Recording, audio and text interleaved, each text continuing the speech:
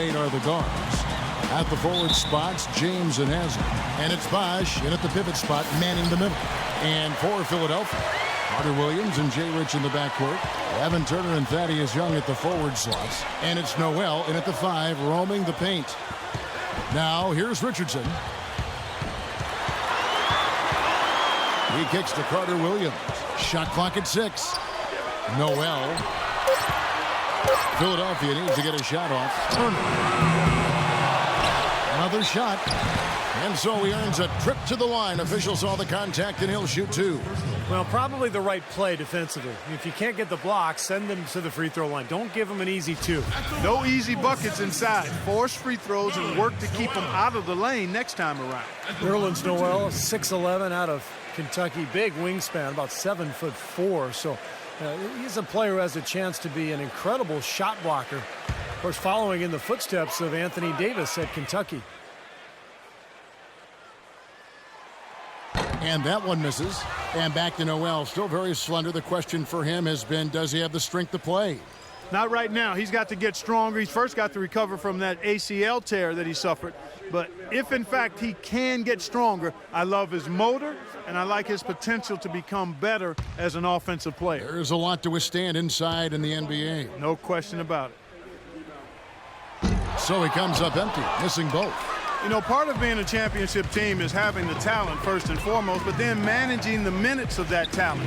The Heat, I thought, did a nice job monitoring the minutes of the big 3 throughout the season and playoffs last year. Now here's Wade. That is good. Well, nice way there to get your first basket of the game. On defense, Miami.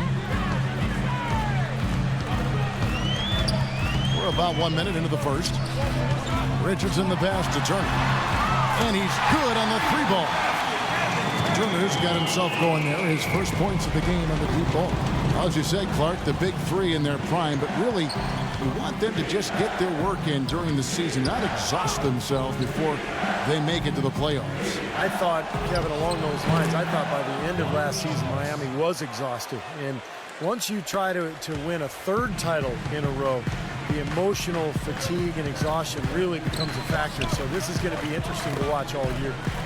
Here's Noel after the made shot from Chalmers. Noel sets a screen for Richardson. Pass to Carter Williams. On the wing, Turner. And there's the call on James. That's his first foul. Tough break for the defense. He took the heat and drew the whistle. Yep, but when you get there late, that's what happens.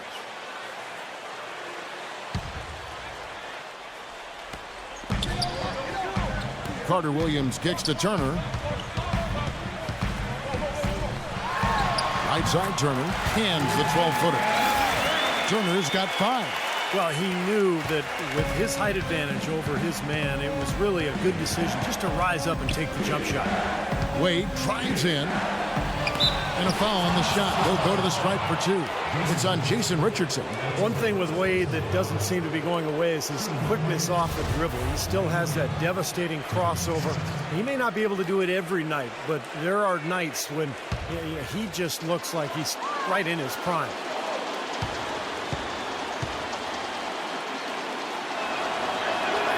And the first one drops. And Wade has a number of elusive moves, Clark, getting into the lane. He get the spin, the Euro step, which I love, by the way. Yeah.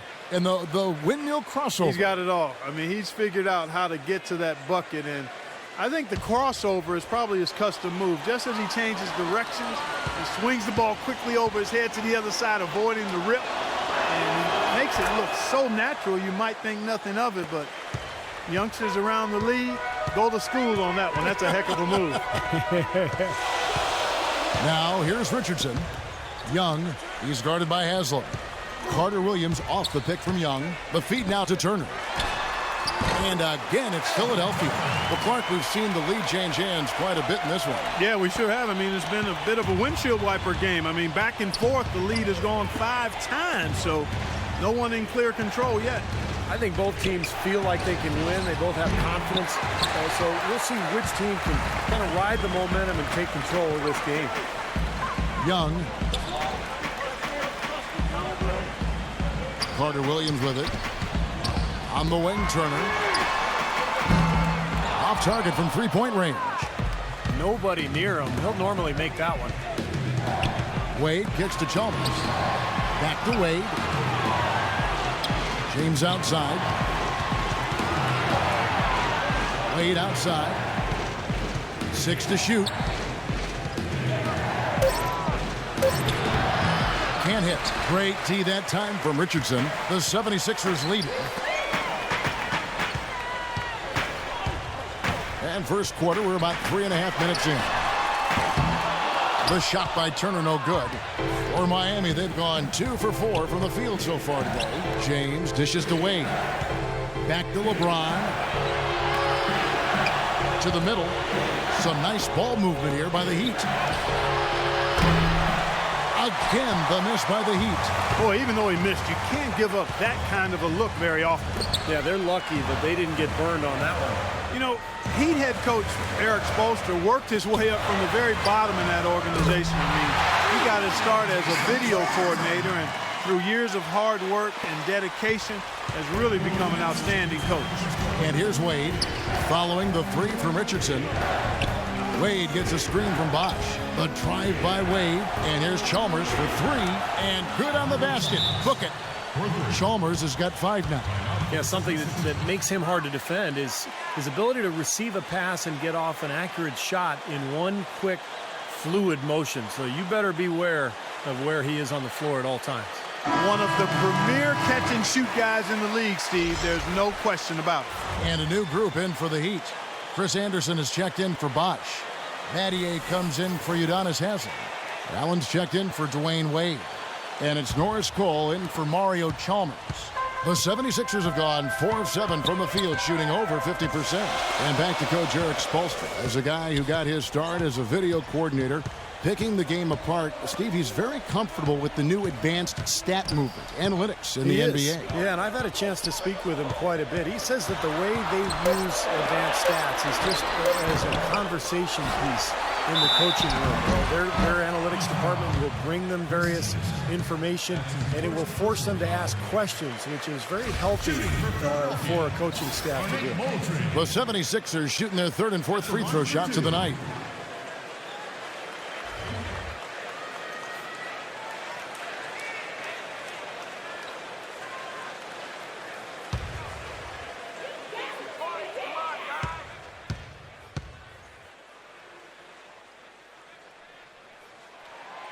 No good on that one.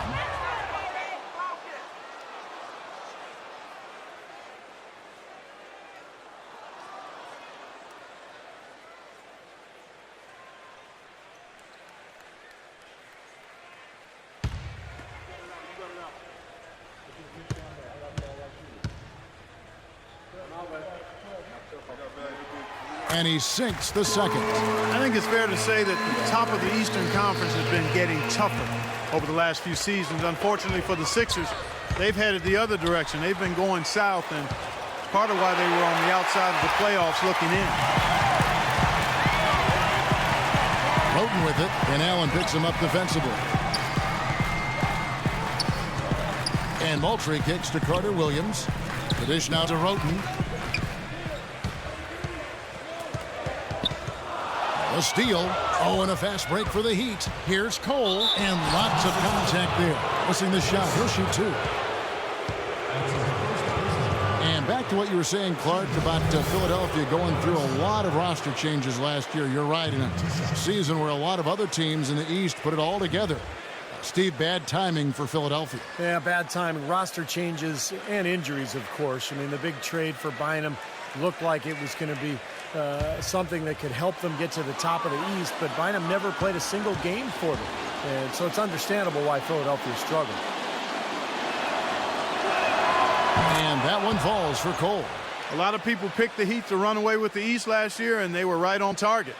They were just so far and away better than any other team in the East that you just didn't see them losing much during the course of the season.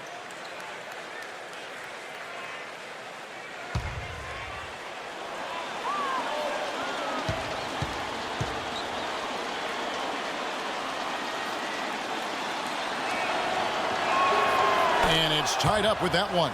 Mark, as you said, the Heat clinched the East pretty early and were able to rest up a lot of their players down the stretch.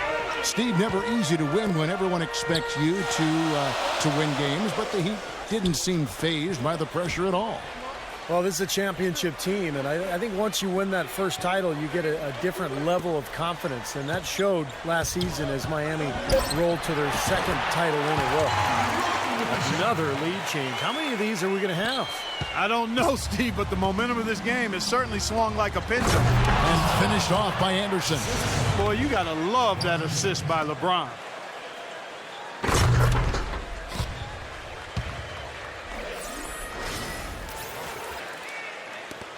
26 seconds left to play here in the first. Roten kicks to Carter Williams. Pass to White. Feeds to Roten. Out to White. Philadelphia moving the ball around. 5 to shoot. 13 feet away. Carter Williams can't get it to go.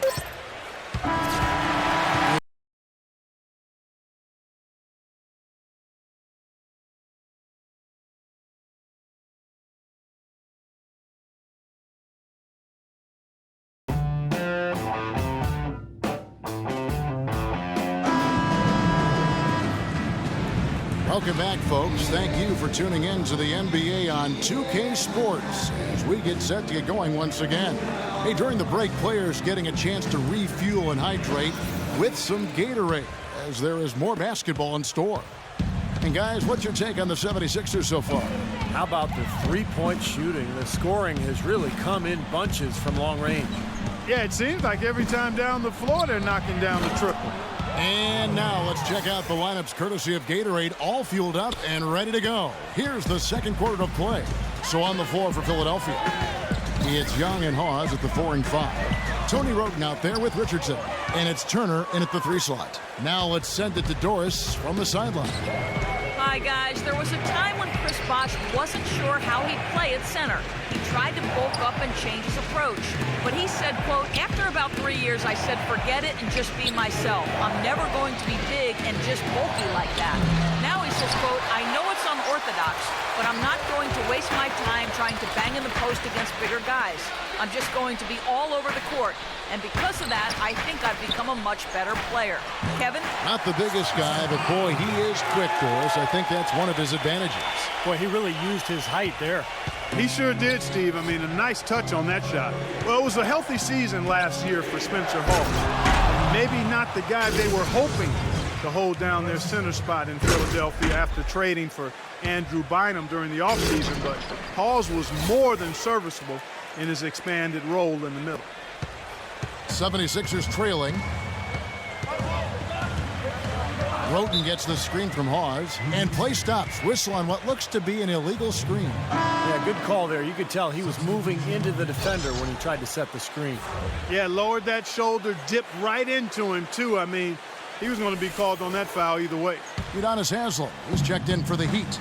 And Hawes showed his great start in the condensed season of 2011-12. He wasn't a mirage. He played well last season. Well, he's a finesse center. He's very skilled. He can pass, shoot from long range, and did a pretty good job on the glass, too. Now, here's Chalmers. He's got 5, 6 on the shot clock. There's the 3. Rebound by the 76ers. Turner passes to Roten. Again, Philadelphia. Now Chalmers.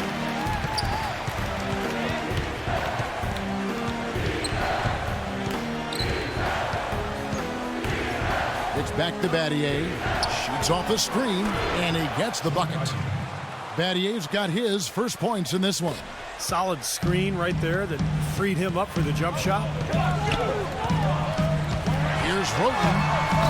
Smooth as silk on the finger roll. Little touch of class there, guys. The end of that play with the finger roll.